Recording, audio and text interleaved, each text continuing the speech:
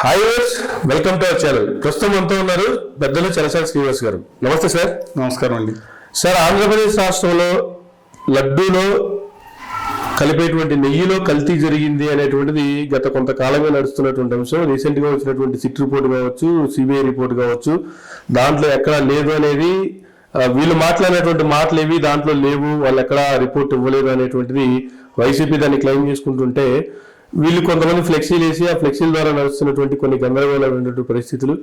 దాంట్లో పవన్ కళ్యాణ్ గారికి సంబంధించి జనసేన వాళ్ళు ఎవరు మాట్లాడట్లేదని ఆయన వాళ్ళ నేతలతో సమావేశం పెట్టుకుని ఆయన ఒక అసహనాన్ని వ్యక్తం చేసి, ఆ తర్వాత నాగబాబు గారి చేత ఆయనను సనాతన హిందువుని అని చెప్పి ఒక వీడియో రిలీజ్ చేయించుకొని ఇప్పుడు అందరూ కలిసి మళ్ళీ ఒక ప్రెస్ మీట్ పెట్టి, నిన్న పవన్ కళ్యాణ్ గారు చంద్రబాబు నాయుడు గారు కలిసి భేటీ అయ్యారు. ఆ తర్వాత బీజేపీ మాధవ్ గారితో కూడా కలిసి భేటీ అయ్యారు. అనంతరం ఈరోజు అందరూ కలిసి కూటమి నేతలు అందరూ కలిసి ఒక ప్రెస్ మీట్ పెట్టడం జరిగింది.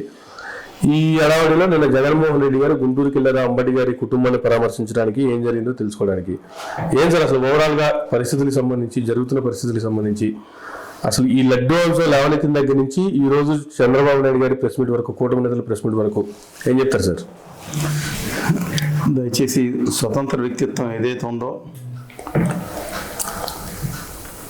వాళ్ళ కోసం నేను మాట్లాడుతున్నాను సార్. ఎందుకంటే మేజర్ మీడియాలో 95% మాలాంటి వాళ్ళని ఎప్పటి నుంచో బహిష్కరించే ఛానల్స్ వద్దుగా మీరు చూసి, నేను వెళ్ళకపోవడం కాదు, వాళ్ళు బహిష్కరించారు. అయినా నేను జర్నలిస్టులను ఏమన్నా, ఎందుకంటే వారికి ఏం ఒత్తిళ్ళు ఉన్నాయి కాబట్టి చెప్పే అవకాశం ఇచ్చిన దగ్గర నేను చెప్పాలి. అంతేగాని మేము ఉద్యమాలు ఢిల్లీలో వందలాది మందితో చేసినా 99.9% మీడియాలు చూపించలేదు. రాష్ట్ర వ్యాప్తంగా ధర్నాలు చేసాం. గత ముఖ్యమంత్రి జగన్మోహన్ రెడ్డి గారి ఇంటిని ముట్టడించాం. వందలాది మందిని అరెస్ట్ చేసినా సరే నేను జైలు లక్ష్మణ్ గారిని ముట్టడించాం ధైర్యంగా సార్. 99% ఎవరు చూపించలేదు. అంటే వాళ్ళు చేస్తేనే ఉద్యమాలు, మిగతా వాళ్ళు చేస్తే కాదు. వాళ్ళు వాళ్ళ తాబేదారులు, వాళ్ళ అభిమానులు, వీరభక్తులు చేసుకోవాలన్నమాట. సరే, coming back to the point.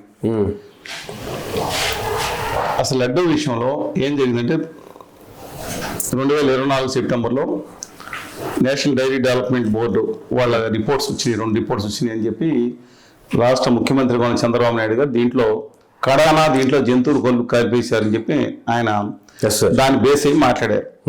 Okay. ఆ తర్వాత గౌరవ ఉప ముఖ్యమంత్రి గారు ఒక అడుగు ముందుకు వేసి అసలు తిరుపతి దేవస్థానం బోర్డునే తీసేయాలని, ఉత్తరాది సనాతనవాద బోర్డు పెట్టాలన్నట్టు స్టేజీ దాటిపోయి మాట్లాడి, సరే ఆవు కొవ్వు, ఫిష్, పంది వారు, పంది కొవ్వు, ఆ గోమాంసం, అన్ని గోమాంసం అంటే బీఫ్ అనేది గోవు, ఆవు ఏదైనా ఉండొచ్చు అని మాట్లాడారు. సరే, ఇది కూడా దాటిపోయి చేసిన దుర్మార్గం ఏంటంటే, ఆయన ఇంతకుముందు మా వెంకటేశ్వర పిటిషన్ తగ్గించడానికి ప్రయత్నించారు చూసారు, అత్యంత బాధాకరం. అది వాళ్ళ వేరే ఫ్యాన్స్ కూడా దీన్ని ఒప్పుకోకూడదు. అన్లెస్ వాళ్ళు కనుక ఆయనలాగా బాప్టిజం స్వీకరించేసి ఒక క్రిస్టియన్ గా చిన్నప్పుడే మారిపోయి, చిన్నప్పటి నుంచి ఆయన బైబిల్ ప్రార్థించి పూజించో, లేకపోతే వాళ్ళ నాన్నగారు వాళ్ళ నాయనమ్మ గారు దేవుడి కోసం ఎదించి దీపావళిలో సిగరెట్ కాల్చుకున్నట్టు, లేకపోతే వాళ్ళ పిల్లలందరినీ ఆర్థోడాక్స్ క్రిస్టియన్స్ గా తయారు చేసినట్టు, ఆ గౌరవాలన్నీ ఆయన ఇష్టం, విత్ డ్యూ రెస్పెక్ట్స్. కానీ ఒక్కటి చెప్తున్నాను నేను సార్, ఆ క్రిస్టియన్స్ కూడా దీనికి సంబంధించింది. ఏమంటారంటే ఆయన, నేను ఇప్పుడు అయోధ్య వచ్చాను, ఇక నుంచి మా వాళ్ళు lord Balaji Tirupati from here onwards will go back to Ayodhya అన్నారు. తండ్రులు తాతలు ప్రకాశం గారు కానీ వెంకటరావు గారు కానీ అయోధ్య నుంచి వలస వచ్చారు ఆంధ్రప్రదేశ్ కి. వాళ్ళు తిరుగు పెట్టలు కదా. ఈయన అంటే వెంకటేశ్వర ప్రతిష్టను భంగపరిచే ఒక కుట్ర, ఉత్తరాది సనాతనవాద కుట్రలో బాగా అనుకుంటాను. ఎందుకంటే వాళ్ళ పురాణాల ప్రకారం మా వెంకటేశ్వర వాళ్ళ వాళ్ళు లేదంట. చాలా మంది చర్చలు చేస్తున్నారు. మా వెంకటేశ్వర వాళ్ళ కుదరదంట. వాళ్ళ పురాణాలు ఎక్కడికి రాసుకొచ్చారు, బత్తాయి ఫ్యాక్టరీ నుంచి మధ్య ఏషియన్ చేసుకొచ్చిన ఉత్తరాది సనాతనవాద బ్యాచ్ కి అది లేదంట. ప్లస్ మా శ్రీజీ సాయినాథుడు దేవుడు కాదంట, బదులు కొట్టారంట. అయ్యప్ప స్వామి కూడా లేడంట. మా మైసమ్మ, దేశాలమ్మ, ఎల్లమ్మ, మా ఊళ్ళమ్మ అందరూ కూడా ఈ దేవతలు కాదనమాట, ఇలా సనాతనవాదం బట్టి. సరే, కమింగ్ బ్యాక్ ఆయన మాట్లాడుతూ ఇంకోటి ఆరోపణ చేశారు. 1,00,000 లడ్డూలు ఈ జంతు మాంసం, గో మాంసం అంటే బీఫ్ కలిపిన లడ్డూలు, ఈ జంతు కలిపిన లడ్డూలు అయోధ్య పంపించామంట. 100 సంవత్సరాల నుంచి ఎప్పటి నుంచో జరుగుతున్న పోరాటం దాంట్లో పంపిస్తే దేశం అంతా ఇది అయిపోయిందంట. అంటే మన తిరుపతి వెంకటేశ్వర స్వామి దేవస్థానం నుంచి లడ్డూలు, ఈ పంది మాంసం, ఇది మాంసం కలిపిన లడ్డూలన్నీ, గోమాంసం లేదా దేవి మాంసం కలిపిన లడ్డూలన్నీ అక్కడికి వెళ్ళిపోయి దేశం అలకలం అయిపోయింది. ఏం చేసేసారండి. ఇక్కడ రాక పరిస్థితి. అందుకని సుప్రీంకోర్టు వాళ్ళ 2 విషయాలు స్పష్టంగా చెప్పింది. It is due respect to the honourable chief minister and deputy chief minister of Andhra Pradesh, వారిని ఉద్దేశించి అనుకుంటున్నాను చెప్పింది. ఇది మత సెంటిమెంట్ తో సంబంధించిన విషయం. Please restrain in issuing the statements అని స్పష్టంగా అక్కడ ఇచ్చిందా లేదండి? దాన్ని ఫాలో అవ్వాలి. పాయింట్ ఒకటి. సరే, ఆయన ముందు ఎన్డీడీబీ రిపోర్ట్ వచ్చిన దాన్ని బట్టి బేస్ అయిన దాన్ని కూడా తప్పు పట్టాల్సిన పని లేదు. ఓవర్ చేయటం, దాన్ని రాజకీయాల కోసం వాడుకోవడం చేస్తే తప్పు అన్నాను. సెకండ్ పాయింట్, వాళ్ళ కొత్త రిపోర్ట్ వచ్చింది. ఏమని వచ్చింది? సిట్ వేసింది. సిట్ లో ఎవరున్నారు? సిబిఐ డైరెక్టర్ హెడింగ్, 2 సిబిఐ వాళ్ళు, 2 రాష్ట్ర పోలీసులు. రిపీటింగ్ అగైన్, శ్రీమతి అనిత గారి ఆధ్వర్యంలో జరుగుతున్న, రాష్ట్ర హోంశాఖ మంత్రి గారి ఆధ్వర్యంలో ఉన్న పోలీస్ శాఖ నుంచి 2, ఫుడ్ ఎఫ్ఎస్ఎస్ఐ నుంచి వెపన్ డేట్స్ ఒకళ్ళు. ఇలా 5 మీద సిబిఐ డైరెక్టర్ ఉంటారు. ఆ రిపోర్టు ఇచ్చిన ఛార్జ్ షీట్ లో 36 మంది దోషులను చేర్చింది. దాంట్లో ఈ కొత్తగా పంపించిన ల్యాబొరేటరీలో వాళ్ళు రిపోర్ట్ ప్రకారం దీంట్లో జంతు సంబంధం ఏంది కలవలేదు. ఎన్డీడీబీ రిపోర్ట్ ప్రకారం ఉంది, 35 పేజీలు రాసుకుంటా. అంతిమంగా దీని ప్రకారం కలవలేదు. ట్రయల్ కోర్ట్స్ కొనసాగుతుంది. ఆ వచ్చే వరకు మాట్లాడమాకండి. ట్రయల్లో లేపు కొంత ఉండొచ్చు, లేకపోతే దేస్ డిఫరెంట్ ఇష్యూ. రెస్ట్రైన్ ఏమన్నా అయ్యేంత వరకు అని చెప్పింది. ఇదే కదని చెప్పింది. కానీ దీంట్లో అసలు నెయ్యి కల్తీ అని కాదు, నెయ్యే సప్లై చేయలేదు అసలు అనేది వాస్తవం. ఇది ఎవరన్నా ఒప్పుకోవాల్సిందే కదా, మీరన్నా ఒప్పుకుంటారు కదా. నెయ్యి కాదుగా సప్లై చేసింది. సరే, 2019లో ఈ దిక్కుమాల ఆర్య సనాతనవాది బోలే బాబా, దిక్కుమాల జైన్ గారు వచ్చినాయా, ఏప్రిల్ ఆర్డర్ ఇచ్చారంటే సర్టిఫై చేసింది ఆ రోజు. అంటే దొంగసారి సప్లై చేయమని కాదు, తెలుగుదేశం పార్టీ హయాంలో బోలే బాబాకి ఆర్డర్ లాస్ట్ లెగ్గాం. అంటే అప్పటికే ఎలక్షన్స్ ప్రక్రియ మొదలైపోయింది. అవధాన ప్రభుత్వం ఏదో ప్రభుత్వం అనుకుంటే అయిపోయింది అది. అప్పుడు ఆ గౌరవనీయులు ఎల్వి సుబ్రహ్మణ్యం గారి మొత్తం ఆయన ఆధ్వర్యంలో రాష్ట్ర ముఖ్యమంత్రి సప్పెట్టాలని లేదని చెప్తే, ఈ ముఖ్యమంత్రి గారు వెళ్ళి ఆయన సెక్రటరియట్ లో కూర్చుని నేల మీద కూర్చుని ధర్నా చేసిన దౌర్భాగ్య పరిస్థితి రాష్ట్రం వచ్చింది. అప్పుడే కదా పాపం గౌరవ ఎల్వి సుబ్రహ్మణ్యం గారు, ఆ రోజు గోపాలకృష్ణ ద్వివేది గారు, వాళ్ళు చెప్పి ఉత్తర భారతీయ జనతా పార్టీ ఆధిపత్యం నడిచినట్టు అనిపించింది ఆ రోజు. What ever reasons it may be, అవునా కాదండి? ఈ నేపథ్యంలో ఒకటి మనం పరిగణలో తీసుకుంటే, ఇవాళ దాంట్లో అసలు నెయ్యే సప్లై చేయలేదు, పచ్చి కల్తీ అని కాదు, అసలు పచ్చి వేరే పదార్థం సప్లై చేశారు. పాము కిరణాలు అంటే దాని గింజ, దానికి సంబంధించిన చూర్ణీకరణ చేసింది. దాంతోపాటు బేటా కెరోటిన్ ఆయిల్ రావడానికి మిగతా కెమికల్స్తో కలిపి ఆ సింథటిక్ మిశ్రమాన్ని కలిపి పంపించారు. సరే, ఇది వచ్చిన తర్వాత 4 గంటలు వాడారన్నారు.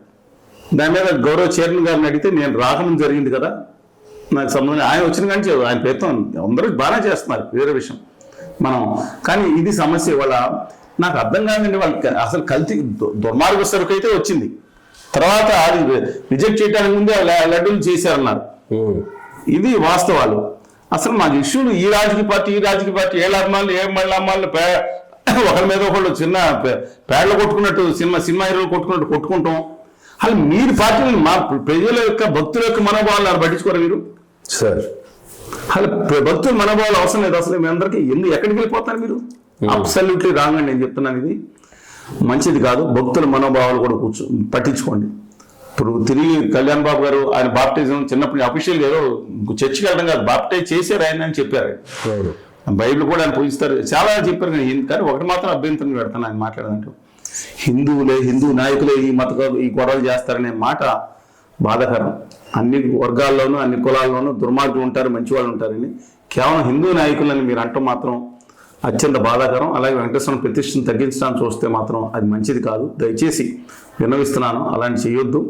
రాజకీయాలకి దేవుడిని బలి చేయొద్దు. అలాగే వైఎస్ఆర్ కాంగ్రెస్ పార్టీ నాయకులు కూడా విజ్ఞప్తి చేస్తాను, మీ రాజకీయాలకి మా మనోభావాలను బలి చేయొద్దు. హానెస్ట్గా అది కల్తీ జరిగింది, ఇంతకుముందు జరిగితే వాళ్ళ ధర్మ ఎవరైనా కల్తీ ఖచ్చితంగా జరిగింది అని కాదు, పంపించిందే దిక్కుమాలిన సరుకు. హానెస్ట్గా ఒప్పుకోవాలి. భక్తులు మనోభావాలను పరిగణలో తీసుకొచ్చి కోరుతున్నాను.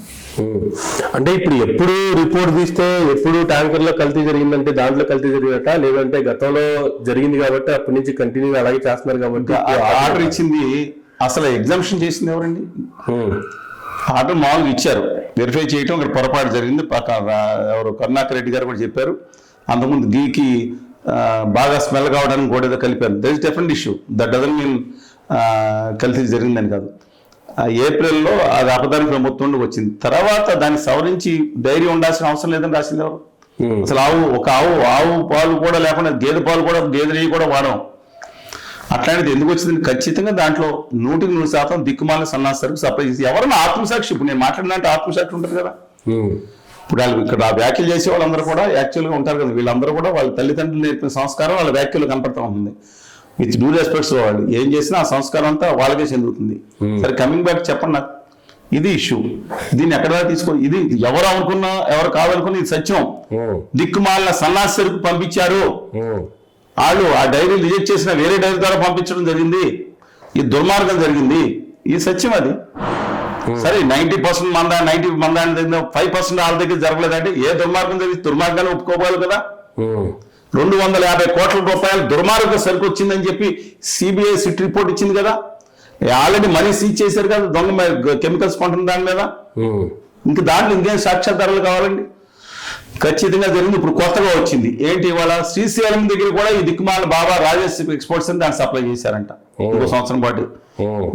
నేను సరే, ఇది ఆరోగ్యానికి ప్రమాదకరం, కొంచెం తక్కువ ఉండొచ్చు, మిగతా కల్తీలు జరుగుతున్నాయి సమాజం. దాని మీద కూడా చేసి వాళ్ళు ఉరిశిక్ష వేయాలని కోరుతున్నాను. కల్తీలు చేయటం, మిగతా కల్తీలు చేస్తున్నారు రోడ్లు పాలల్లోనే కానీ మిగతా కానీ. క్షణం మనిషిని నెమ్మదిగా చంపేసే చిన్న పిల్లలు కూడా పాలు తాగుతున్న జ్ఞానం లేకుండా ఈ నీచ నికృష్టులకి ఉరిశిక్షగానే పెద్ద శిక్ష వేయాలి. కత్తితో ఒకసారి పొడి చంపేసినట్టే. కానీ బయట నేను అంటే ఈ ఒక్క కల్తీ దీంతోనే ప్రమాదం. ఎస్, ఇది మనోభావాలు దెబ్బతోనే షేర్ తీసుకోవాలి. ఇక దేశంలో మిగతా కల్తీలు మిగతా ఇష్యూలు లేవండి. డెఫినెట్గా దాని మీద కూడా తీసుకోవాలని చెప్తా ఉన్నాను.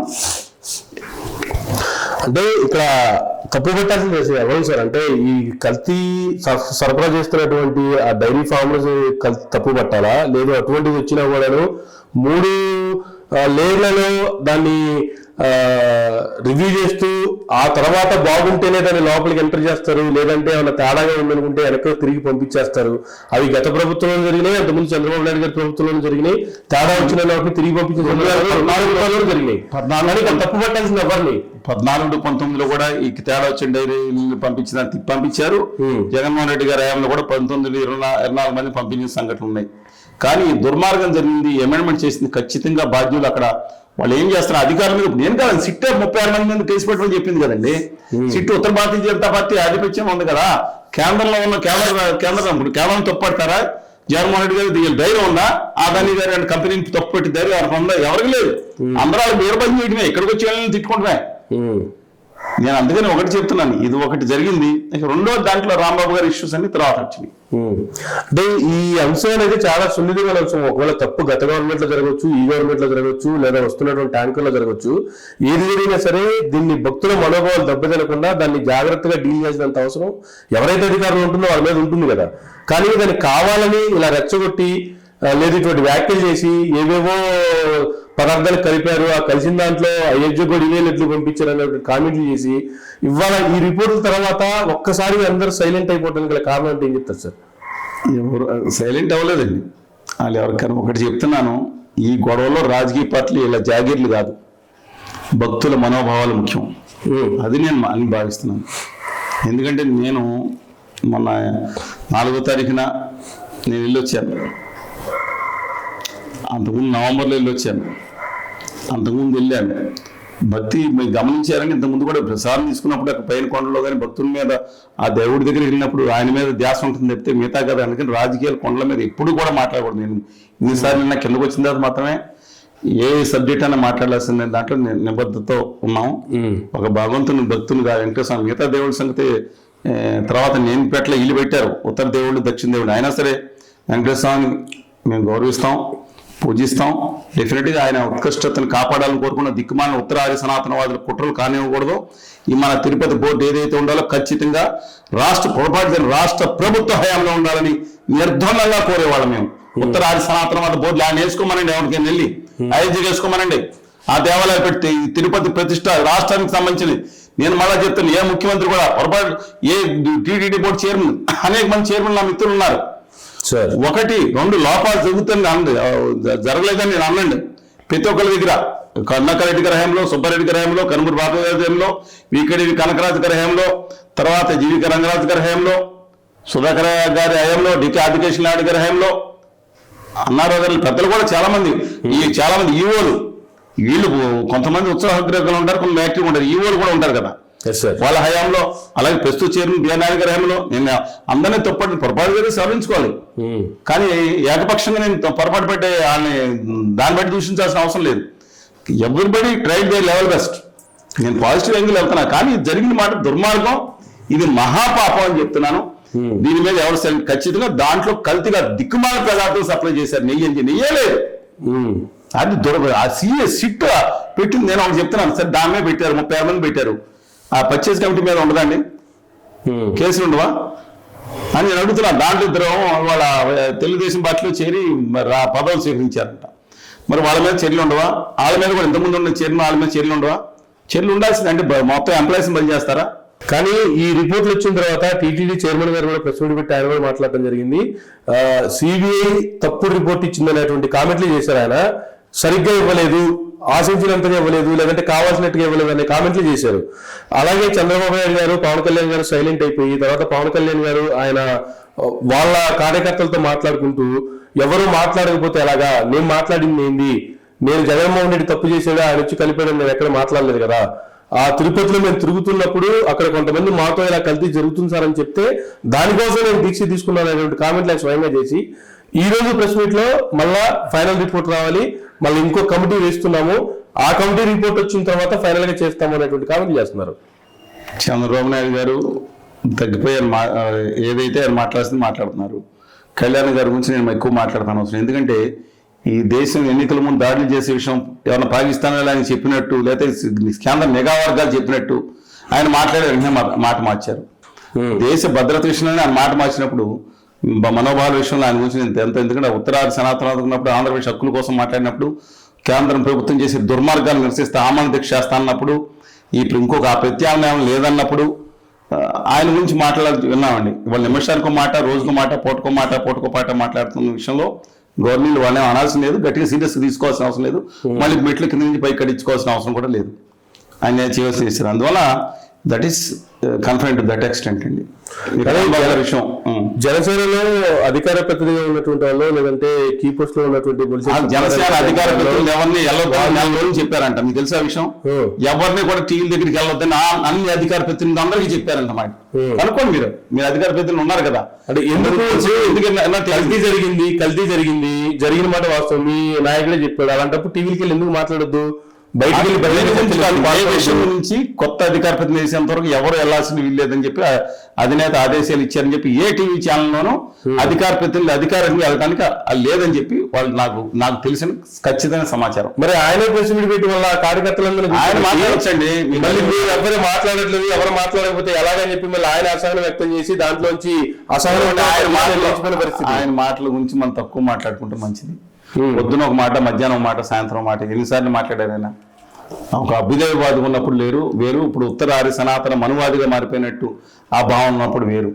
ఆయన తిరుపతిని తీసుకెళ్లి అయోధ్య రాముడి దగ్గర అవమానించేటట్టు ఆయన మాట్లాడిన మాటల్లో నా ఇంట్రెస్ట్ అని నేను అది మనసుకు జీర్ణించుకోలేకపోతున్నాను.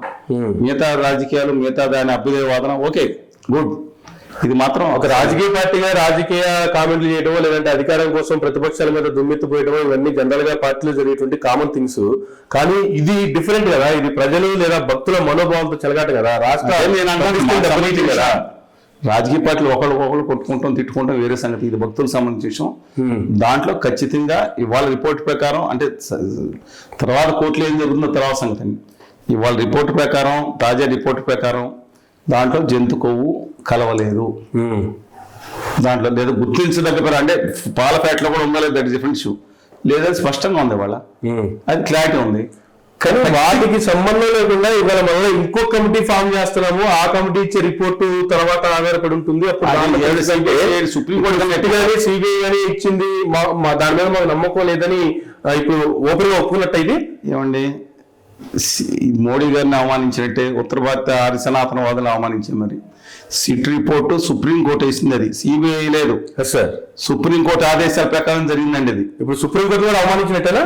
ఖచ్చితంగా. నేను అంటే కమిటీ కంటిన్యూషన్ చేయటం, వీళ్ళు కొత్తగా చేయటం, కానీ ఇవాళ సంయమనం పాటించాలి. కానీ ఆల్రెడీ చెప్పింది కదండి, పచ్చి దారుణమైన సరుకు సప్లై చేశారు. కల్తీ కూడా కాదు, కల్తీ లేని, అసలు కల్తీ అంటానికి వీళ్ళు లేకుండా వేరే సరుకు సప్లై చేసి అది ఎందుకు మాట్లాడట్లేదు? ఆ అబ్సల్యూట్ గా జరిగిన దాంట్లో మోసం దగ ప్రజల మనోభావాలను దెబ్బతీయడం కాకుండా ఆరోగ్యాలు కూడా దాడులు చేస్తే దెబ్బతీస్తున్నారు కదా. ఇంకేం చేయమంటారు? వెరీ క్లియర్ ఉంది దాంట్లో. కానీ సరే రిపోర్ట్లు నమ్మలేదు, లేదు రిపోర్ట్లలో వచ్చిందే వాస్తవము, రిపోర్ట్లలో కల్తీ జరిగిందనే వచ్చింది. అలాంటప్పుడు వచ్చింది కదా, ఎందుకు వ్యవస్థ అదన్నీ మర్చిపోతున్నారు సార్? వచ్చింది నిజమే, ఓకే. ఆ నిజాన్ని దాని త్రూగా పోవాల్సినటువంటి గవర్నమెంట్ ఫ్లెక్సీ వేపించి దాని కొంతమంది వాళ్ళ కార్యకర్తల్ని కర్రలిచ్చి అడ్డం పెట్టించి ఎవరైనా ఇక్కడికి వస్తే ఊరుకోమని చెప్పి మళ్ళీ వీళ్ళకి పోలీసులు కాపలా పెట్టించి ఆ దర్యాప్తులోకి ఎవరిని రానియకుండా ఎందుకు ఇంత సీన్ క్రియేట్ చేస్తున్నట్టు? డైవర్షన్ గేమ్ అనుకుంటున్నానండి దీన్ని. దేనికోసం డైవర్షన్ అసలు? ఎందుకంటే ఫిబ్రవరి 1వ తారీఖున బడ్జెట్ రాబోతుంది, కేంద్ర బడ్జెట్. నమ్మక ద్రోహం నైవంచిన ఆంధ్రప్రదేశ్ జరగబోతుందని తెలుసు. ఓకే, ఇది నేను డైవర్షన్ గేమ్ అనుకుంటున్నాను. ఎందుకంటున్నానంటే ఎవరికన్నా ఒక తెలుగు జాతి పట్ల లేదా ఆంధ్రప్రదేశ్ పట్ల తెలంగాణ పట్ల నిజమైన నిజాయితీ నిబద్ధత ఉండే వాళ్ళు నేను అడిగిన సమాధానం చెప్పండి. వాళ్ళ బడ్జెట్ లో ఏం జరిగింది? ఆంధ్రప్రదేశ్ కి మోసం జరిగింది, నమ్మక ద్రోహం జరిగింది, నైవంచం జరిగింది. ఇంతకన్నా బడ్జెట్ కన్నా ఇంకా ఎక్కువ 10 రూపాయలు ఎక్కువ ఇచ్చినప్పుడు కూడా చంద్రబాబు నాయుడు గారు రక్తం సలసలా మరిగిపోయిందని మాట్లాడారో లేదో వెరిఫై చేసుకోండి. ఇవాళ డైవర్షన్ పాలిటిక్స్ సరే, అదే చంద్రబాబు గారు వాళ్ళు చాలా బాగుంది, మన ఆంధ్ర రాష్ట్రానికి చాలా మేలు జరుగుతుంది బడ్జెట్ ఆయన గట్టిగా వినలేదు, మంత్రంగా చేసుకుంటారు తప్పితే. ఇంతకుముందు కూడా నేను అడుగుతా ఉన్నాను, అమరావతికి 15,000 కోట్ల రూపాయల చొప్పున ప్రతి సంవత్సరం గ్రాంట్, మళ్ళీ చెప్తాను గ్రాంట్ ఇస్తా ఉన్నారు. ఇప్పుడు 2 సంవత్సరం అయిపోయింది, ఇప్పుడు కనీసం 30,000 కోట్లు రావాలి కదా. దాని మీద వడ్డీ కూడా లేకుండా 1,235 కోట్లు పెట్టి ఇంకోటి పెట్టి ఎంగిలి మెతుకులు విధించినట్టు అది కూడా అమరావతికి అమృత్ స్కీమ్ ఉంది కదండి, వివిధ స్కీముల ద్వారా పెట్టి మీ ఎంగిలి మెతుకులు ఇచ్చాం, మీ పండుగ చేసుకున్నా అంటే మేము పండుగ చేసుకుని అప్పులతో కట్టుకోవాలా అమరావతి? ఎక్కడ తీసుకొచ్చి అప్పులతో కట్టాలి? అది సెల్ఫ్ సస్టైనబిలిటీ యాక్సెప్ట్ ఒప్పుకున్నాం, సెల్ఫ్ సస్టైనబిలిటీ చేస్తారు, మీ సంతోషం. ఇవాళ 60,000 కోట్ల రూపాయల్లో ఇవాళ 58,000 కోట్ల రూపాయలు 57,000 కోట్ల అప్పులు తీసుకొచ్చి ఆ సిటీ పొరపాటు ఇబ్బంది జరిగితే రేపు పొద్దున ఎవరు రెస్పాన్సిబుల్ అండి? ఇవాళ కేంద్రం మీద మాట్లాడేటప్పుడు నోరు పడిపోయిందని అడుగుతున్నాను. ఇంతకుముందు చేశారు, జగన్మోహన్ రెడ్డి గారు నేను అక్కడ రాజధాని ప్రమాణం నిర్మిస్తాను రోజమ్మ గారితో ఉమారెడ్డి గారితో ప్రకటన చేసి ఆ మాట మార్చారు. ఓడి నుంచి ప్రజలు 11 సీట్లు పక్కన కూర్చోబెట్టారు. ఇవాళ మీరు కేంద్రం నుంచి ఇంత నమ్మద్రోహం చేస్తుంటే పండుగ చేసుకున్నాం ఏంటి? మీరు ఆ పుల్లారెడ్డి స్వీట్లు కూడా పంచిపెట్టుకోవడానికి ప్రయత్నించారంటే నిన్న ఉత్తర భారతీయ జనతా పార్టీ వాళ్ళ బానిస బ్యాచ్ కొంతమంది. నాకు అర్థం అవట్లేదు, దేనికంటే దేనికి పని చేసుకుని దిక్కుమాల మాటలు చెప్తున్నారు. మీరు దిక్కుమాల మాటలు చెప్తున్నారు ఏంటి? అక్కడ వైజాగ్ కి మహాబేసిక్ చేయడానికి 2047 వరకు డేటా సెంటర్ కి ఎవరు data centre? Adani data centre రాసుకున్న దాంట్లో 2047 దాంట్లో వచ్చే మెయిన్ సెంటర్ వచ్చే 300, 200, 325 ఉంటాయి. పవర్ పాయింట్కిను కేబుల్ ల్యాండింగ్ స్టేషన్ ఉద్యోగాలు దాంట్లో కలుపుతున్నారు. దాంట్లో అది పెట్టారు. 2047 ఎగ్జాక్ట్ మేము అడిగింది ఇంత సన్నాసి బడ్జెట్ వస్తే మేము అడిగి 2047 వరకు అక్కడ 2037 వరకు 42 వరకు ఆంధ్రప్రదేశ్ యువతకి ఇన్సెంటివ్స్, రాయితీలు, ప్రత్యేక హోదా వచ్చి రాయితీలు ఇస్తే ఈ పారిశ్రామికవేత్తలు కనీసం ఒక 10 లక్షల మంది ఒక్కొక్కరు పారిశ్రామిక ఆత్మగౌరవంతో బతుకుతారు. తమకి తమ కుటుంబానికి పేరు తీసుకొస్తారు, తమ ఊరిని ప్రపంచ పట్ల నిలబెడతారు, రాష్ట్రాన్ని ముందుకు తీసుకెళ్తారు, దేశ సంపద పెంచుతారు. అట్లాంటివి మానేసి అది ఎవరో గుజరాతీ గారి కంపెనీకి మేము ఇచ్చాము అని మాట్లాడతారు. రాష్ట్ర ప్రజల పొల్లు ఊడగొట్టు వసూలు చేసిన పన్నుల్లోంచి మీరు అలాగే గుజరాతీ మారేడుకి రాయితీలు ఇస్తున్నారు కదా. మళ్ళీ రిపీటింగ్ అగైన్, రాష్ట్ర ప్రజల పొల్లు ఊడగొట్టు వసూలు పన్నుల్లోంచి ఆ గుజరాతీ మారేడు కంపెనీలకి రాయితీలు ఇస్తున్నారు కదా. మళ్ళీ కేంద్రం ఇచ్చింది, నా యువతకు అక్కర్లేదా? దీని గురించి మాట్లాడలేదు, సైలెంట్. డైవర్షన్ పాలిటిక్స్, వీళ్ళు డైవర్షన్. నాకు అంబేద్కర్ ఇష్యూ ఆంధ్రప్రదేశ్ లోను తెలంగాణలో ఫోన్ ట్యాపింగ్ ఎవరితో బాపు అనే విషయం ఇదే చర్చలని నాకు అర్థం కావట్లేదు. సర్వనాశనం అయిపోతుంటే తెలుగు జాతి 12 సంవత్సరాలు నమ్మద్రోహం జరుగుతూ ఉంటే ఏం చేస్తున్నారు ఇవాళ? రెండో విషయం, విశాఖపట్నం స్టీల్ ప్లాంట్ కంటే 100 కోట్లు ఈక్విటీ ఫండ్ పెట్టాలి. చివరిలో పూలు పెట్టుకున్నాం మేము 100 కోట్లు, 10,300 కోట్లు పెట్టి దాంట్లో 14% పైగా ఇంట్రెస్ట్ వేసి ఈ జేబులోకి డబ్బులు ఇచ్చి ఆ జేబులో వడ్డీ పెట్టేసి మీరే బ్యాంకులు తీసేసుకుని రేపు పొద్దున ఏమైనా అమ్మడానికి దానికి డెట్ ఫ్రీ చేయడానికి ఆ కంపెనీలు ఇవాళ ఏదో ఇప్పుడు లాభం 6,000 ఎంప్లాయ్ తీస్తే లాభం వచ్చిందా? ఇంతకుముందు వచ్చింది కదా 900 కోట్ల లాభం 2019-20 ఇప్పుడు వచ్చింది కదా. అంతకుముందు వేలాది కోట్ల లాభం, అప్పుడు ఎందుకు లాభం వచ్చింది? అంతమంది ఎంప్లాయీస్ ఉంటే ఎంప్లాయీస్ మీద ఇంత దారుణమైందా? ఇంత మాట మాట్లాడతాం, పీడీ ల్యాక్లు పెట్టడం దుర్మార్గంగా కనపడుతుంది. నేను చెప్తున్నాను, మీకు డూ రెస్పెక్ట్ చూద్దాం, పద్ధతి మార్చుకోండి. ఇంకోటి చెప్తున్నాను ఏంటంటే, రేర్ ఎర్త్ మినరల్స్ లో ఆంధ్రప్రదేశ్ స్వర్ణ దశ. ఎవడండి స్వర్ణ దశ అని చెప్పింది? పూర్వం ప్రసాద్ గారు 6 ఏళ్ళు రేర్ ఎర్త్ మినరల్స్ ఉండేది. నేను శ్రీకాకుళం వెళ్ళాను, మా నాయుడు గారిని అడిగాను. సార్ మా ప్రెసిడెంట్ నాయుడు గారు అడిగితే, సార్ మొత్తం ఇక్కడ అంతా గుజరాత్లో వచ్చేసి తిరుగుతున్నారు సార్. అదేంటన్నా, ఆ అదానీ కంపెనీ మొత్తం ఇక్కడ బీచ్ స్టాండర్డ్ అంతా దాంతోపాటు రేర్ ఎర్త్ మినరల్స్ అంతా లాగేసింది సార్, వాళ్ళతో అగ్రిమెంట్ చేసుకుంటున్నారు రాష్ట్ర ప్రభుత్వం, మొత్తం వాళ్ళే వెహికల్స్ తిరుగుతున్నారు సార్ బయట ఉన్నాను. అదేంటయా అని వెరిఫై చేస్తే ఇప్పుడు రేర్ ఎర్త్ మినరల్స్ అంటే అదానీ గారికి ఇచ్చిందంట ప్రభుత్వం. అదానీ గారి కోసం పెట్టడం మా నెత్తి మీద, మా ప్రజల నెత్తి మీద ఏదో లాభం చూసింటే నాకు అర్థం కాదండి.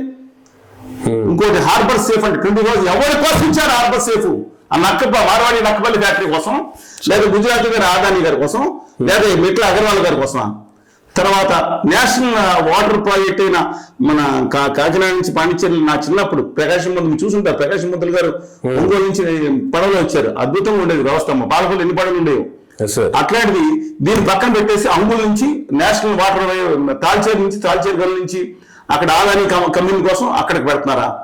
అంగుల కోసం అక్కడ మీ మార్వాడి ఫ్యాక్టరీ ఉన్నాయని మా కోస్తా జిల్లాలో ఉండే గ్యాస్ని తీసుకెళ్లి పైప్ లైన్ వేసుకుని అక్కడ పట్టుకుపోతున్నారా? మా అక్కడంటే డొమెస్టిక్ మా ఆంధ్రప్రదేశ్ లో నేను అడుగుతున్నాను, ఏ పార్టీ అభిమానాన్ని ఆత్మగౌరవం ఉండే తెలుగు బిడ్డ అయితే నేను అడుగుతున్నాను, మీకు గ్యాస్ ఎక్కర్లేదా? ఇంటింటికి 100 రూపాయలకి మన భూగర్భంగా ఉండే గ్యాస్ ఇవ్వకుండా ఇతర రాష్ట్రాలకి, గుజరాత్ దగ్గర నుంచి వాళ్ళకి మార్వాడి ఫ్యాక్టరీలకి అప్పనంగా అప్పచెప్తున్నారా?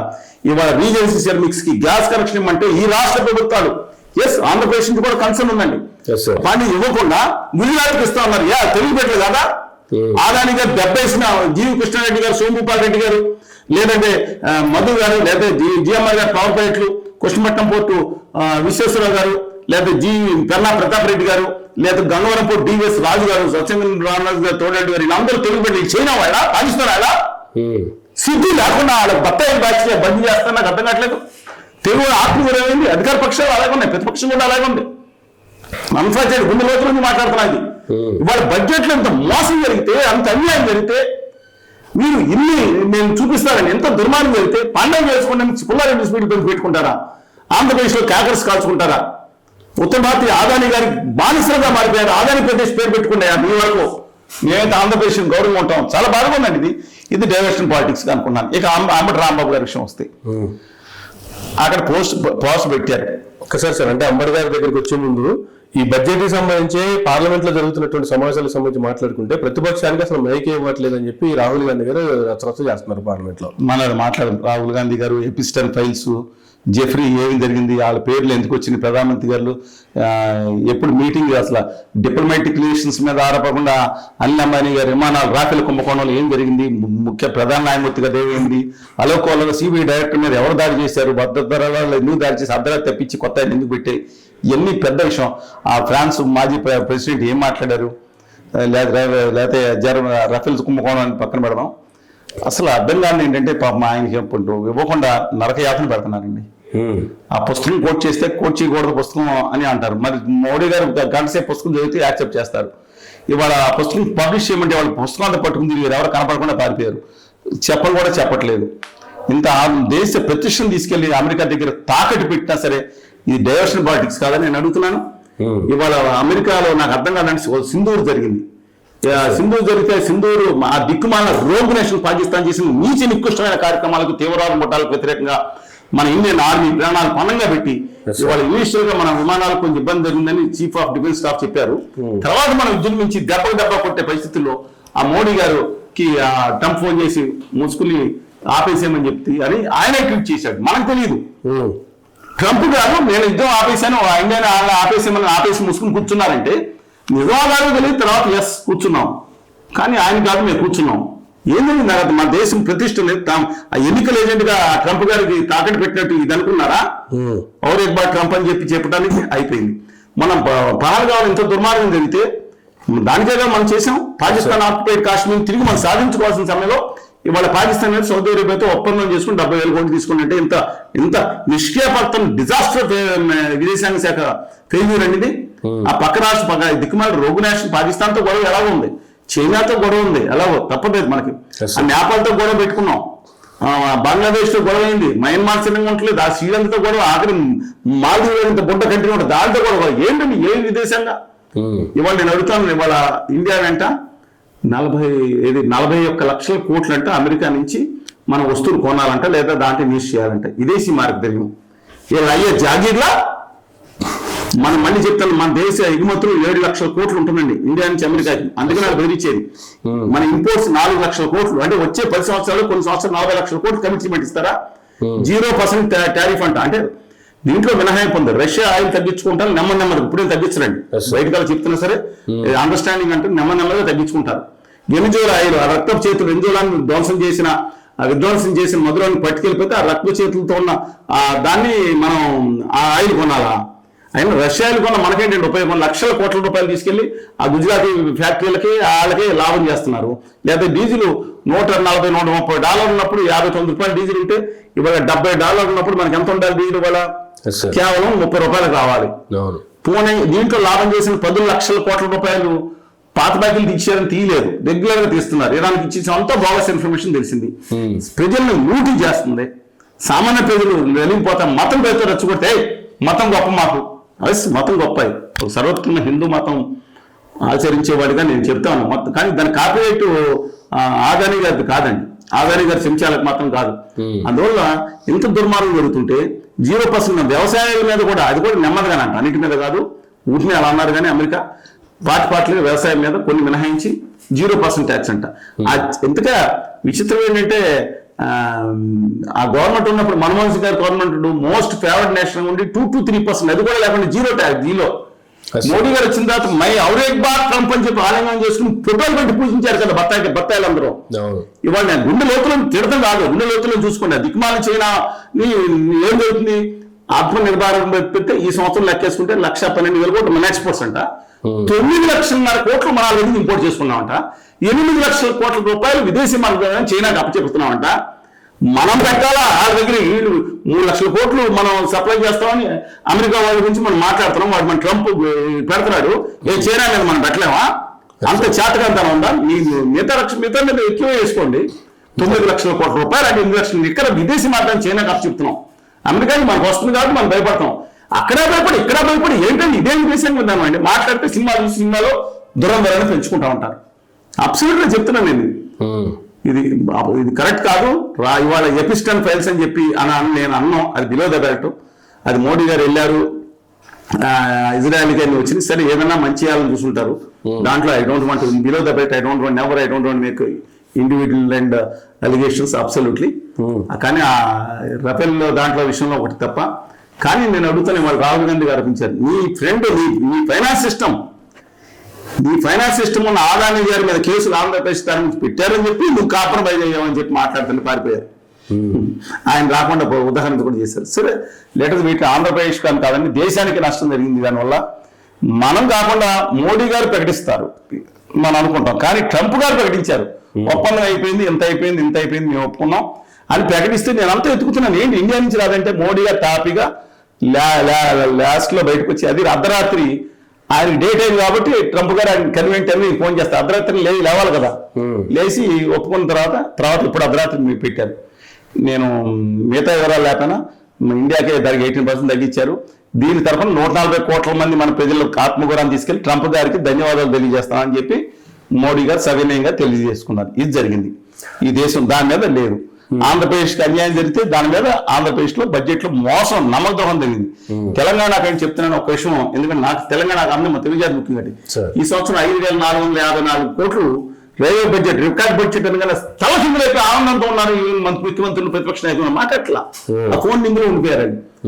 క్రితం సంవత్సరం 5,337 కోట్లు, అంతకుముందు 5,336 కోట్లు. 3 సంవత్సరాల నుంచి వచ్చింది 16,500 కోట్ల రూపాయలు తెలంగాణకి ఇస్తే, ఈ సంవత్సరం గుజరాత్కి 17,700 కోట్లు, క్రితం సంవత్సరం 17,700 కోట్లు, అంతకుముందు 8,000 కోట్లు, 34,40,000 కోట్లు. మహారాష్ట్రకి 23,000 దాదాపు 47,000 కోట్లు, అంతకుముందు 18,000 కోట్లు, 70 కోట్లు. అంటే ప్లస్ ముద్దులు వేలు. తెలంగాణకి 16,000 కోట్లు ఇస్తే వాళ్ళ ముద్దుల రాష్ట్రాలు రెండింటికి కలిపి 1,40,000 కోట్లు దాదాపుగా ఇచ్చింటే మనం పట్టించుకోవట్లేదు. మన రైలు అంటే ఇక్కడ వస్తాం, బుల్లెట్ రైలుకి 2 లక్షల కోట్లు పెట్టుకున్నాడు, అని గుజరాత్ చేసుకున్నాడు. 80,000 ఎప్పుడో అయిపోయింది. ప్రతి బడ్జెట్ లో 30,000 కోట్లు మీరు కష్టపడి చేసినంత గుజరాత్ ట్రై చేసుకుంటా మన హైదరాబాద్కి ఒక ప్రకటిస్తే ఆనందం అండి. ఎప్పుడు అవుతుంది? మరి ఒక పేరు పడితే అప్పుడు కూడా డబ్బులు అని పెట్టి నన్ను ఎత్తి మీద సాగు తగ్గుతాడన్నాడు. అది చూసుకుని మనం ఓహో వచ్చేసింది అనుకున్నాం. 2 లక్షల కోట్లు అంటే 2.5 లక్షల కోట్లు అవుతుందంట.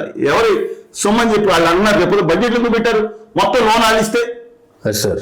ఇంత దుర్మార్గంగా జరుగుతుంది, ఇంత అన్యాయంగా జరుగుతుంది, ఇది పాపం అండి. ప్రజలు తెలుసుకోవాల్సిన అవసరం ఉంది. తెలుగు రాష్ట్రాలకైతే అన్యాయం జరిగింది బడ్జెట్ లో, అదైతే యాక్సెప్ట్ చేయదగినటువంటి అంశం. ఓవరాల్ గా అసలు కేంద్రం ప్రవేశపెట్టినటువంటి ఆ నూతన బడ్జెట్ సంబంధించి ఏం చెప్తారు సార్? మధ్యతరగతి వాళ్ళ ప్రసక్తి లేదు, స్కీమ్స్ పెంచలేదు. ఆ స్కీమ్లన్నీ కూడా ఎక్కువ 5-4 మంచి స్కీమ్లు ఉన్నాయి, నేను కాదండి. మిగతా అంతా 90 కూడా అదానీ గారు అండ్ కంపెనీ వ్యాపారస్తులు లాభం చేసేయే అన్నట్టు మాత్రమే కనపడుతుంది.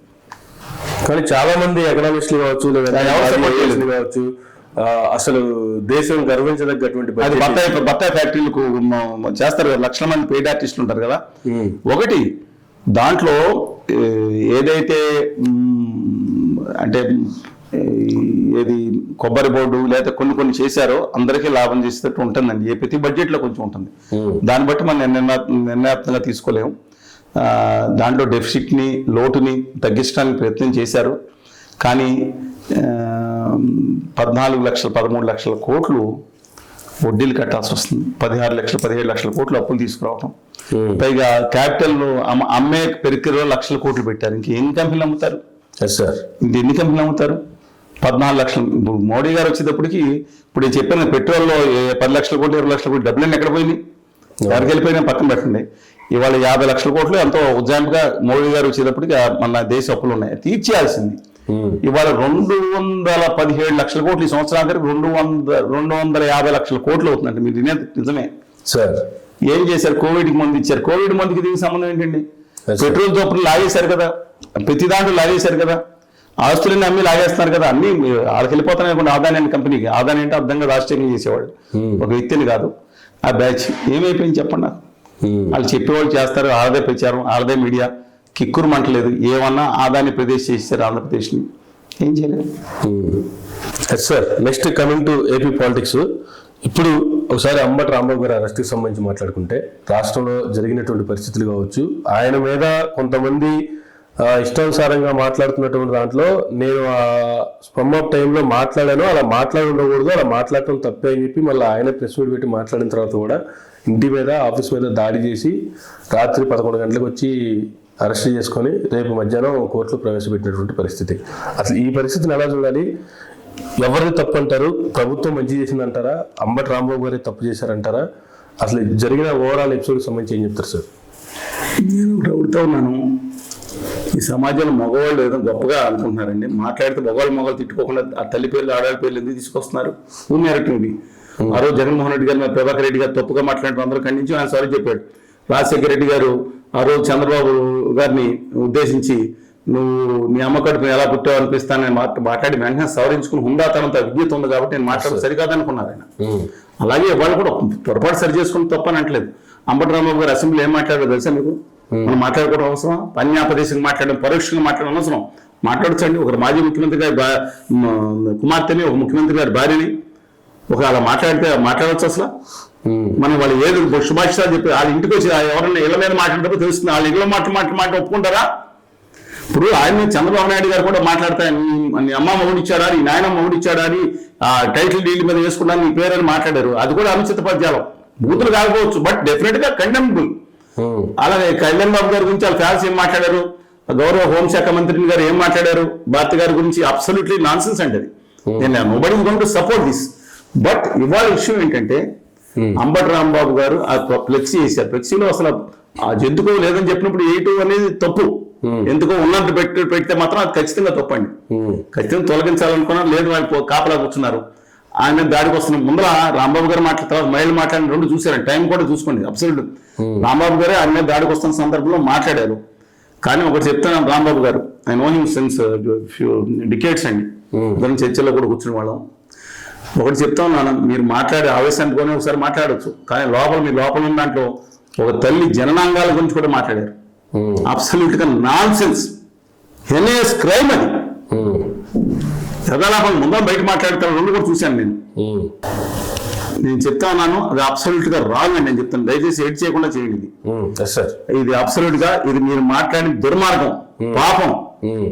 జనాంగాల గురించి మాట్లాడే హక్కు లేదు మీకు ఇవాళ. ఎందుకంటే పెద్దకంటి సినిమాలు అందుకనే విజయశాంతి ఆ రోజు మాట్లాడింది ఏమనుకుంటున్నాను డెఫినెట్ గా. కానీ ఆ ఎనమాల్ ఆ తర్వాత మహిళలు కూడా, మహిళ అమ్మ మీరు మగవాళ్ళు అంటే కొంతమంది దాంట్లో సిగ్గు లేకుండా మహిళలు అడ్డం పెట్టుకుని పెడుతున్నారు తల్లి పేర్లు పెట్టి. మీకేమైందమ్మా? ఇవాళ అమ్మనమ్మ గారు ఏం తప్పు చేశారు అంటే చంద్రబాబు నాయుడు గారి తల్లి ఈ లక్ష్మమ్మ గారు ఏం తప్పు చేశారు రాంబాబు గారి తల్లి? సిగ్గు ఉందా మాట్లాడటానికి? అబ్సల్యూట్లీ నాన్ సెన్స్ అండి అది. Diversion politics. కేంద్ర బడ్జెట్ వచ్చిన రోజు ఈ డైవర్షన్ పాలిటిక్స్ నడుస్తా ఉన్నాయి. ఇక్కడ వీళ్ళు కొట్టుకోవాలి, వీళ్ళు ఇటు అంబాబు గారి ఇష్యూ, ఇటేమో తెలంగాణలోనేమో ఆ ఫోన్ ట్యాపింగ్ బాపు ఇష్యూ, ఇంకేమీ లేనట్టు దీని చుట్టూ పేరు జరుగుతూ ఉండాలా? రాష్ట్ర ప్రజలు యువత నాశనం అయిపోతాయి, దేని గురించి ఎమోషన్ పెట్టుకోవాలా? ఇవాళ జరిగింది. సరే రాంబాబు గారు లోపలికి వెళ్ళారు. నేను బహిరంగంగా ఆయన బయటకు వచ్చి ప్రకటన కూడా విడుదల చేయాల్సింది మాట్లాడుతున్నారు. సరే వాళ్ళ తల్లిని మాట్లాడితే ఎవరికి బాధగా ఉండదండి? మీరు అంటారు ఎవరికైనా బాధ. నేనేమో ఇది మాట జగన్మోహన్ రెడ్డి గారు చెప్పారు. ఏమని ఆ నాయకుడి గురించి మాట్లాడితే మిగతా బీపీ రాదా బయటకు వెళ్ళదని మాట్లాడారు. నిజమా కాదని నేను మాట్లాడింది? అలా మాట్లాడితే కూడా తప్పే, అప్సైడ్ తప్పండి. ఇవాళ దానికి పునుకుని వీళ్ళందరూ తెలుగుదేశం పార్టీ కార్యకర్తలని అందరూ కూర్చుని వెళ్ళిపోయి రాంబాబు గారి ఇంటి మీద 4 గంటల పాటు దుర్మార్గం చేస్తారా? అంటే రాష్ట్రంలో వ్యవస్థ చచ్చిపోయిందా? వ్యవస్థలు మళ్ళా చెప్తున్నాను, వ్యవస్థలు ధర్మోద్ధర్మ రక్ష వ్యవస్థలు మీ చేతిలో తీసుకుంటే మళ్ళీ వేరే వాళ్ళు వచ్చి దానికి డబల్ 4 రెట్లు మీకు ఇస్తారు.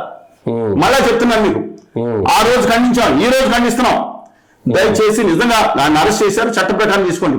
దాడులు చేయడం ఏంటి? ఇళ్లలో పెట్రోల్ బాంబులు ఇస్తుంటే సిగ్గు ఉండాలి ఎవరికన్నా? ఊళ్ళో మహిళలు ఉంటే, ఇంట్లో పెద్దలు ఉంటే ఇదో బోతులు దాడి చేస్తారు. సిగ్గు ఉండాలి ఎవరికైనా సరే. ఆయన చేసిన నిర్బంధంగా ఖండిద్దాం. అయితే జగన్మోహన్ రెడ్డి గారు వచ్చినప్పుడు ఏం చేయాలి? ఆయన మొట్టమొదటి ఒక నాయకుడి రీతిలో ఆయన ఒక కార్యకర్త అరెస్ట్ అయినప్పుడు చంద్రబాబు నాయుడు గారు కూడా వెళ్ళారంట. ముందు ఒక కార్యకర్త అరెస్ట్ అయినప్పుడు ఇబ్బంది అయినప్పుడు పరామర్శించడం నాయకత్వ రక్షణ గుడ్. ఆయన మొదట ఏం చేయాలి? అంబటి రాంబాబు గారు మాట్లాడి నిర్బంధంగా నేను ఖండిస్తున్నాను, ఆయన పద్యాలు ఉండకూడదని ఫస్ట్ మాట్లాడాలి. ఆయన ఖండించాలి, బాగా ఖండించాలి. ఖండించి వెళ్ళి గట్టిగా రాష్ట్ర ప్రభుత్వం చేసిన ఈ దుర్మార్గ రాష్ట్ర ప్రభుత్వం అధికారంగా చేయించినట్టే కనపడతా ఉంది. తమ మొత్తం వ్యవస్థలను నాశనం, ఇప్పుడు ఇంతకుముందు నాశనం చేశారంటే 11 సీట్లు కూర్చోబెట్టారు. మీరు డబల్ నాశనం చేస్తే అది వచ్చి 4 ఓట్లు నాశనం చేస్తారు. అబ్సల్యూట్ గా నాశనం అండి. ఈ వ్యవస్థను కాపాడుకోండి. మళ్ళా చెప్తున్నాను, లేదంటే మీరే ఇబ్బంది పడతారు, ఎవరైనా ఇబ్బంది పడతారు. అద్భుతాన్ని మెరికల్ లాంటివి ఉన్నారు, మంచి న్యాయం వస్తుంది, వాళ్ళని దుర్వినియోగం చేయమాకండి, అద్భుతంగా దాన్ని కాపాడుకోమని చెప్పుకోతాను.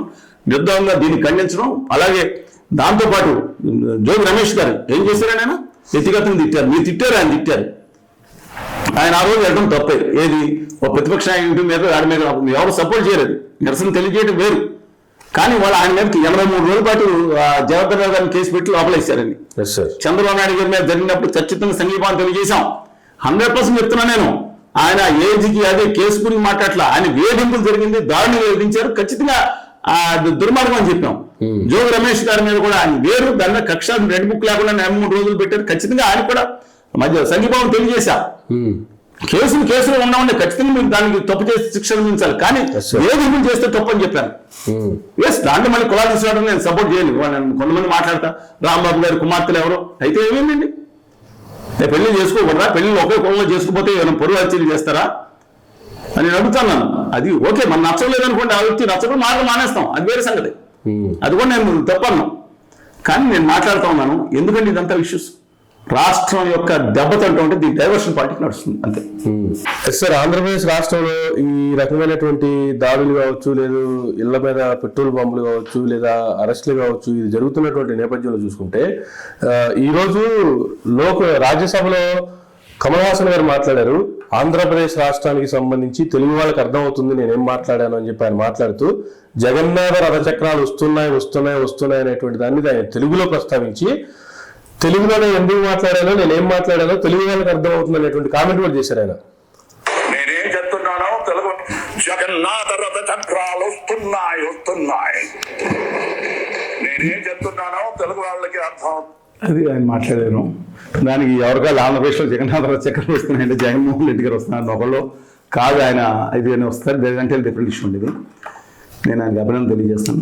సమ్టైమ్స్ ఈ అపేర్స్ టు బి ఎక్సెంట్రిక్ అండి, బట్ ఎనీవే మన ప్రాంత హక్కుల కోసం, మన భాషల కోసం, ఈ దేశంలో అన్ని వర్గాలు నివాసం ఉండాలనే సెక్యులర్ ఫ్యాబ్రిక్ కోసం ఆయన కృషి చేస్తున్నారు.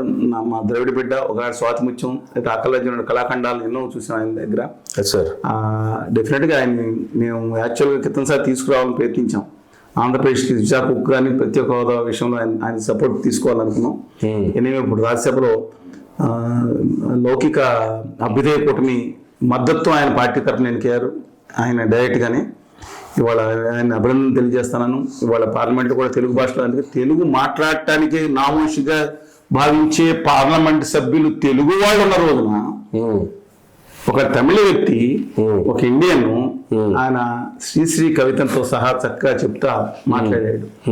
ఈ విషయంలో నేను ఒకటే చెప్తున్నానండి, నేను ఆంధ్రప్రదేశ్ విషయంలో ఇవాళ పోలవరానికి క్రితం సంవత్సరం అనౌన్స్ చేసిన 12,900 కోట్లు ఖర్చు పెట్టలేదని మళ్ళీ సంవత్సరం చూపించి దొంగ నాటకానికి కేంద్ర ప్రభుత్వం తెరదీస్తాను డెడ్ స్టోరేజ్ ప్రాజెక్ట్ చేయడానికి ఈ పార్లమెంట్ పెడితే నేను 35 మంది ఎంపీలకి విన్నవించాను, బహిరంగ విన్నవించాను, లేఖలు ఇదే ఈమెయిల్స్ పంపించాను, అనేక చోట్ల మీటింగ్ పెట్టింది, సర్వనాశనం చేశారు పోలవరం ప్రాజెక్టుని. ఓన్లీ ప్రాజెక్ట్ కాస్త నీళ్లు మాత్రం డెడ్ స్టోరేజ్ చేసిన కేంద్ర ప్రభుత్వం దుర్మార్గం వైఖరిని నిర్దేశించండి. ఆ కేంద్ర కేబినెట్ లో కూర్చున్న రామ్మోహన్ రెడ్డి గారు చేసింది శాశ్వతంగా ద్రోహిగా మిగిలిపోతారని చెప్పి స్పష్టంగా చెప్పాను. 35 మంది ఎంపీలకి ఇంక్లూడ్ మంత్రులు సహా ఇద్దరు స్పందించారు. ఒకళ్ళేమో మిథున్ రెడ్డి గారు, అన్న ఆల్రెడీ నేను పార్లమెంట్ లో ఇంకా మాట్లాడాలని ప్రస్తావించానని చెప్పారు. ఇంకొక లావు శ్రీకృష్ణదేవరాయలు గారు డెఫినెట్ గా నేను దాని మీద మాట్లాడుతున్నారు, ఇంకా మిగతా సమాజం పట్టించుకోలేదన్నమాట. ఇవాళ దురదృష్టం ఏంటంటే, నేను రాజ్యసభలో ఇవాళ చూసిన తర్వాత ఆయన పొన్నుస్వామి గారు అబ్బాయి రాధాకృష్ణ గారు కూడా మందహాసంతో ఉన్నారు, మన గౌరవ ఉపరాష్ట్రపతి గారు. కానీ ఒకటి గుర్తు చెప్తున్నాను, ఎవరు హీరోలు, ఎవరిని గుర్తు చేసుకుంటున్నామో దయచేసి గమనించండి. ఓ పక్కన ఇక్కడ ఉన్న ఉత్తర ఆర్య సనాతనవాది హిందీ గురించి మాట్లాడితే హిందీ కంపల్సరీ అని చెప్పి మాట్లాడి తెలుగు భాష ఔన్నత్యం తగ్గించినట్టు దుర్మార్గంగా ప్రయత్నించారు. నేను చెప్తున్నా, ఎస్, ఆయన ఈ స్టేజ్కి రావడానికి 99% తెలుగు ప్రేక్షకులు కారణం. అట్లాంటిది హిందీలో తమిళ భాషను అందరినీ కూడా తెలుగు భాషను ద్రావిడ భాషను చూసుకోకుండా తప్పుగా మాట్లాడతాం సరైనది కాదు. నెసెసిటీ ఇవాళ ఇంగ్లీషు, తర్వాత తెలుగు ఖచ్చితంగా ఉండాలి, ఇంగ్లీష్ బాగా నేర్చుకోవాలి, నెసెసిటీ అది. ఉత్తరాది రాష్ట్రాలకు నెసెసిటీ అంటారు, ఈ లిపి కూడా లేదు, సొంత లిపి కూడా లేదు, హిందీ భాష పట్టుకుని నేర్చుకోవాలి కంపల్సరీ అంటారు. అక్కడ ఎవరో ఉపాధి కోసం అట్లేదు, వాళ్ళే 90% రాష్ట్రాలకు, మన రాష్ట్రాలకు ఉపాధి వచ్చి పనిచేస్తారు. తెలుసుకోండి, ముందు లెక్కలు తెలుసుకుని మాట్లాడాలి, అంతేగాని విషయం చెప్పొద్దని చెప్పి మన తెలుగు భాషను మనం చేస్తా. ఇవాళ గుర్తు చేస్తున్నా, గోపీనాథ్ గారు సాల్యూట్ టు యూ. ఈ గోపీనాథ్ గారు హోసూరు ఎమ్మెల్యేగా ఉండగా అసెంబ్లీలో తెలుగులో మాట్లాడి తమిళనాడులో ఆయన సమాధానాలు ముఖ్యమంత్రి గారి చేత, ఎందుకంటే ఎలాగోనో కరుణానిధి దగ్గర అచ్చ తెలుగు బిడ్డే, వాళ్ళ కొడుకు స్టాలిన్ గారు కూడా ఆయనే కదండి తెలుగు వారసులే. అందుకు జయలలిత గారు కూడా, సంజయ్ గారు, వాళ్ళ పిన్నమ్మ గారు అందరూ నెల్లూరులో ఉన్న ఆవిడ చక్కటి తెలుగు సమాజం చెప్పారు. పార్లమెంట్ లో కృష్ణగిరి నుంచి లోక్సభ సభ్యుడిగా ఎన్నికై తెలుగు భాషలో ప్రమాణ స్వీకారం చేశాడని. సాల్యూట్ గోపీనాథ్ గారు. మనన్నారు కొంతమంది, వీళ్ళు మనకు అర్థం లేని భాషల్లో ప్రమాణ స్వీకారం చేశారు, తెలుగు భాషలో కూడా చేయడానికి మనసు రాలేదు. వీళ్ళు ఎంపీలు ఎలాంటి వాళ్ళు ఎన్నుకుంటున్నామని మనం 42 మంది లోక్సభ ఎంపీలు. ఒక ఆయన మహారాష్ట్ర నుంచి స్థిరపడిన ఓవైసీ గారు అనుకోండి, మరాఠీలోనో లేదా గట్టిగా లిపిరేట్ ఉర్దూలోనో చేస్తారు, వేరే సంగతి. నేను చెప్తాను, మిగతా వాళ్ళకి ఏమైందండి? మొత్తం 36 మంది, మొత్తం మనకి 60 మంది ఉన్నారు కదా, 60 మంది ఎంపీలు ఉంటారు కదా రాజ్యసభ లోక్సభ తెలుగు ప్రాంతానికి. ఏమైందండి వీళ్ళకి? సాల్యూట్ చేయాల్సిన వ్యక్తి ఈ సమయంలో చేస్తా. పార్లమెంట్ లో కనీసం ఒంటికి కారం రాసుకోండి అని గవర్నీయులు ఒక అభ్యుదయవాదిగా హేతువాదంగా మాట్లాడే ఆ రోజు కళ్యాణ్ బాబు గారు అన్నట్టు ఇవాళ బడ్జెట్ లో దారుణమైన తీరని అన్యాయం జరిగింది. లేవండే ఎంపీలారా, ఒంటికి కారం రాసుకోండి అయ్యా అని ఆయన చెప్పినట్టే. మళ్ళీ ఏం జరిగినా ఆయనకి తెలుస్తుంది, ఎందుకంటే మీ పెద్దలు నేర్పిన సంస్కారం మీ కింద కామెంట్స్ లో క్యారెక్టర్ లో తెలుస్తుంది కాబట్టి వారికి చెందుతుంది. ఆ గౌరవం ఎంత గౌరవంగా మాట్లాడారో మీరు అంత చెంది. అందుకని విజ్ఞప్తి చేస్తున్నాను, దయచేసి మీ ఎంపీలారా లేవండి. ఇవాళ అధికార పక్షం కాబట్టి నిలదీస్తున్నాం మేము. ముఖ్యమైన అధికార పక్షం తెలుగుదేశం, దానికి తోడు జనసేన, ఇవాళ ఆధిపత్యం నుంచి ఉత్తర పార్టీ, ఆదాని గారి పార్టీ, వాళ్ళని గట్టిగా నిలుస్తాం. ప్రతిపక్ష పార్టీ కూడా అడగాలి, తర్వాత అడుగుతాం, మీరు కూడా ఎందుకు మనం ఉన్నారని మాట్లాడతాం. కానీ ఆ రోజు జగన్మోహన్ రెడ్డి గారు మాట్లాడాం అధికార పక్షం కాబట్టి ఆ ఇంటిని నిలదీసాం, ఇంటిని ముట్టడిచ్చాం, అధికార నివాసాన్ని, నాటి వ్యక్తిగత నివాసాలు. ఇవాళ మేము అడుగుతున్నాం, మీరు ఆంధ్రప్రదేశ్ హక్కులు తీసుకెళ్లి ఉత్తర భారతీయ జనతా పార్టీకి తాకట్టు పెట్టారని అడుగుతున్నాం. ఎస్, మేము మాట్లాడుతున్నాం. విశాఖపట్నం స్టీల్ ప్లాంట్ గురించి మాట్లాడలేకపోతున్నారా? ఇవాళ ఇప్పుడే మెజారిటీ వస్తే ఇవాళ దాని గురించి పోలవరం ప్రాజెక్ట్ డెడ్ స్టోరేజ్ కింద నీటిని పరిమితం చేస్తే మాట్లాడలేకపోతున్నారా? ఓన్లీ ఎత్తకం రాఫిల్ డ్యామ్ కట్టేసి చప్పటి చూసి మోడీ గారి కాలు దూరం అంటారా? మమ్మల్ని దండం పెట్టుకుంటా అన్యాయం అండి. ఆయన పెద్ద విగ్రహం పెడతారు, ఇక కింద మేము వెళ్ళాలన్నమాట. అబ్సల్యూట్లీ నాన్సెన్స్ అది. 150 అడుగులు నీరు నిలబెట్టి 900 మెగావాట్ల ఫుల్ స్టేజ్ లో పడినట్టే ఆ ప్రాజెక్ట్ పూర్తయినట్టు మళ్ళీ దొంగ నాటకాన్ని తెరదీయొద్దని విజ్ఞప్తి చేస్తున్నాం. My humble request honourable. సిగ్గు అనేది కళ్యాణ్ గారు ఆల్రెడీ చెప్పారు, నేను చెప్తాను, సిగ్గు ఉందో లేదో ఆ కళ్యాణ్ గారిని అడగండి. మీరు దయచేసి నా హంబుల్ రిక్వెస్ట్, ఆంధ్రప్రదేశ్ హక్కుల కోసం నిలబడండి, పోరాడండి. బానిసత్వం చేసి అదాని గారికి ఆదాని ప్రదేశ్ మాత్రం చేయొద్దని కోరుతా ఉన్నాను. నమస్కారం. సార్ అంత బాగుంది కానీ నాకు డౌట్ సార్, ఆయన జగన్నాథ రచక్నాలు అని మాట్లాడడానికి అర్థం వేరే ఉందండి. ఏంటి దాని మీనింగ్ ఏంది? శ్రీశ్రీది ఒక ఒక చెడు జరుగుతున్నప్పుడు జగన్నాథ రథ చక్రం వచ్చి మళ్ళీ మంచి చేస్తాను ఉద్దేశంతో ఆయన శ్రీశ్రీది పెట్టారండి. దానికి ఎవరి కాళ్ళు తీసుకుంటున్నారు, వైకాపా వాళ్ళు వైకాపా అని తీసుకున్నారు, మిగతా వాళ్ళు తీసుకున్నారు. కానీ ఆయన అని తర్వాత నెక్స్ట్ ఇంకో మాట అన్నారు, దీని అర్థం ఏంటో తెలుగు వాళ్ళకి బాగా తెలుసు అని అన్నారు. అంటే అది జగన్నాథ రథ చక్రాలని తెలియదు కదా మిగతా వాళ్ళకి, ఎందుకని అందుకని ఆ శ్రీశ్రీ కవిత తెలిసేని అని ఉంటారు. అంతకుమించి సీరియస్ గా తీసుకోవాల్సిన పని లేదండి. ఓకే, అంత తెలుగులో మాట్లాడాడు, మనందరి అభిమాన నటుల్లో ఒక నటుడు, డెఫినెట్ గా అభ్యుదయాలు భావాలు కలిగిన వాడు, డెఫినెట్ గా దాని మీద చూద్దాం. Right sir, thank you sir, thank you very much అండి.